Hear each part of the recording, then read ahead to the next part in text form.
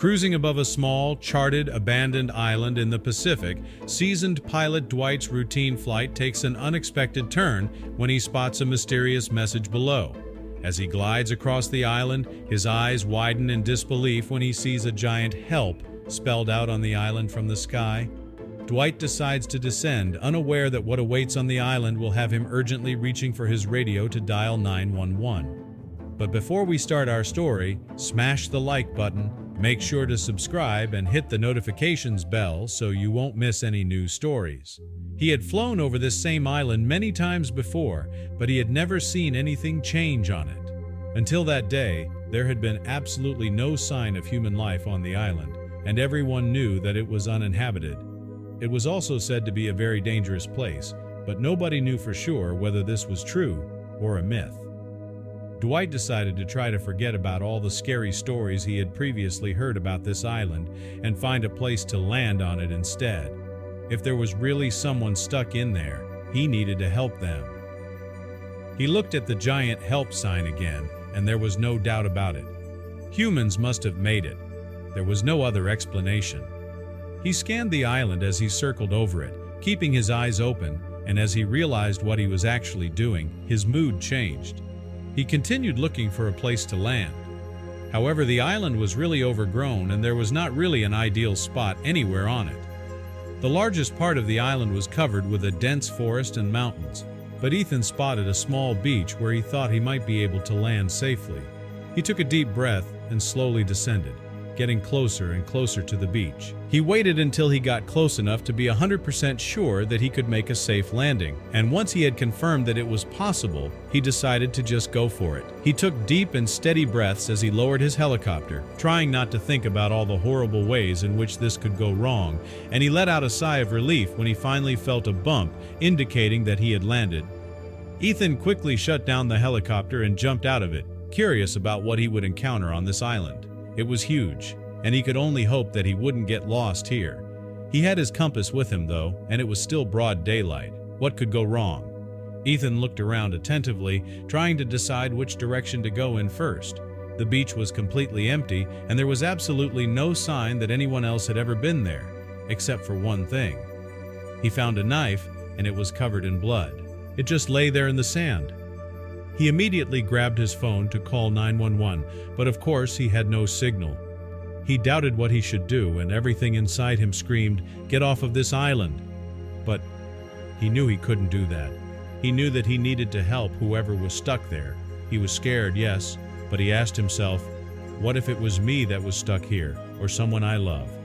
He took a deep breath, and he made his decision. Dwight picked up the knife, wiped it clean, and stepped into the forest. The thick forest was dark, and the air was damp. It was a huge contrast to his surroundings less than a minute ago. He hadn't gone far when he noticed something out of place, a splash of color against the monotonous green. As he moved closer, he could see it was a piece of fabric, torn and fluttering gently in the slight breeze. The campsite, when he found it, was a small clearing, barely visible beneath the overgrowth. A tent was collapsed in one corner, its fabric mottled with mildew and leaves. Nearby, a rusted kettle lay on its side, half buried under fallen leaves. The remains of a fire pit were at the center, cold and abandoned, with a few charred sticks and a pile of ash. Personal items were strewn about: a water bottle, a frayed backpack, a single shoe. He wondered about the person who had left them behind. What had driven them to this remote place? And more importantly, what had made them leave so suddenly? Were they connected to the sign? In the midst of the chaotic campsite, Dwight's eyes caught sight of a journal, its cover tattered and pages frayed. As he leafed through it, the entries, written in a hurried scrawl, spoke of fear and urgency. They were the words of someone who had faced grave danger, their tone oscillating between hope and despair. While examining the journal, a sharp crack from the forest pierced the silence, snapping Dwight's attention towards the dense trees. His heart quickened as he carefully stepped into the underbrush, the sound guiding him deeper into the forest, where shadows danced and the unknown loomed, making him acutely aware of every rustle and whisper.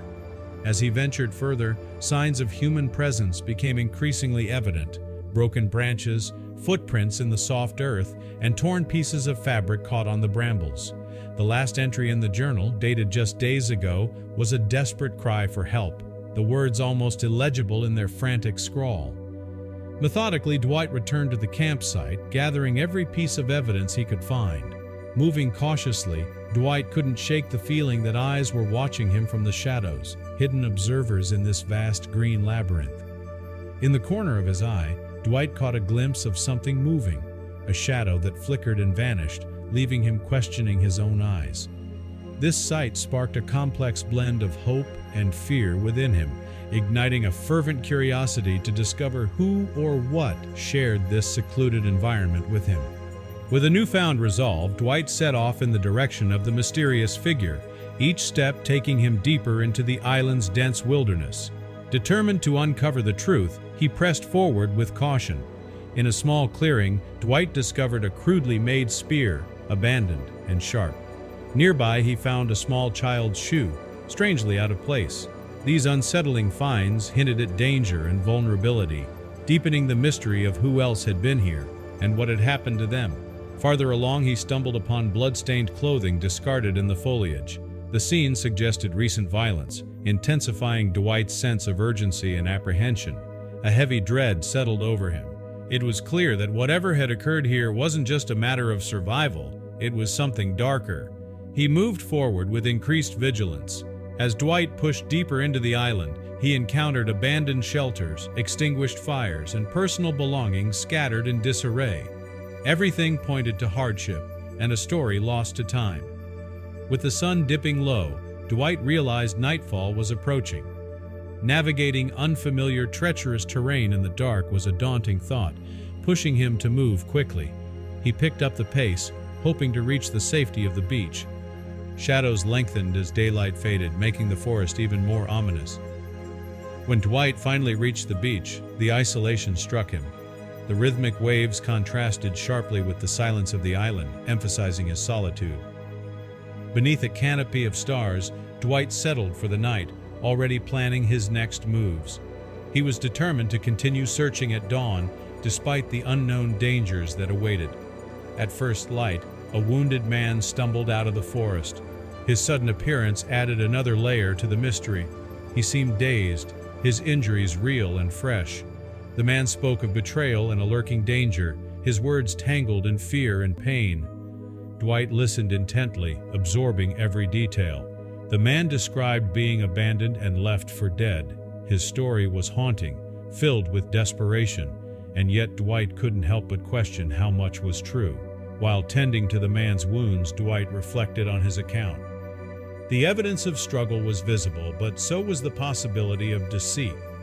When Dwight compared the man's tale with a journal he had found earlier, inconsistencies emerged. Both sources were filled with urgency and fear, but their contradictions left Dwight uncertain of the truth. Despite doubts, Dwight offered help.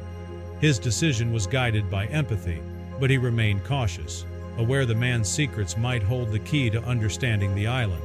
Dwight shared what he had uncovered, hoping to fill in the missing pieces. But the man's reactions, a mixture of fear, surprise, and familiarity, only deepened Dwight's suspicions. The man's shifting demeanor stirred unease. His responses were sometimes too guarded, his emotions too calculated. The story continued to unravel, yet many pieces didn't fit. Dwight grew more skeptical as the evidence in the man's account failed to align. The deeper Dwight explored, the more the island's past seemed twisted in layers of deceit and danger. Each discovery made the truth harder to pin down. When the man mentioned a cursed part of the island, Dwight's curiosity was stirred once again, alongside a growing sense of foreboding. His pursuit of truth outweighed fear, and he pressed forward, hoping this place held the key to the island's shadowy past. As he entered the dense expanse, every step heightened Dwight's senses. The forest seemed alive with unseen movement, the atmosphere thick with tension. Strange whispers drifted on the breeze, and fleeting shadows haunted his periphery. The deeper he ventured, the more the island felt like a living entity, guarding its secrets. The undergrowth grew denser, forming a maze of tangled roots and vines. Each step was a battle against the island's wild terrain, which seemed determined to conceal its truths. Out of nowhere, an unseen assailant ambushed Dwight. Adrenaline surged as he fought back, driven by instinct to survive. Breathless and shaken, he narrowly escaped. The attack intensified his resolve, turning fear into fuel for his quest to uncover the island's hidden story. Despite the ambush, Dwight pressed on. His courage didn't waver.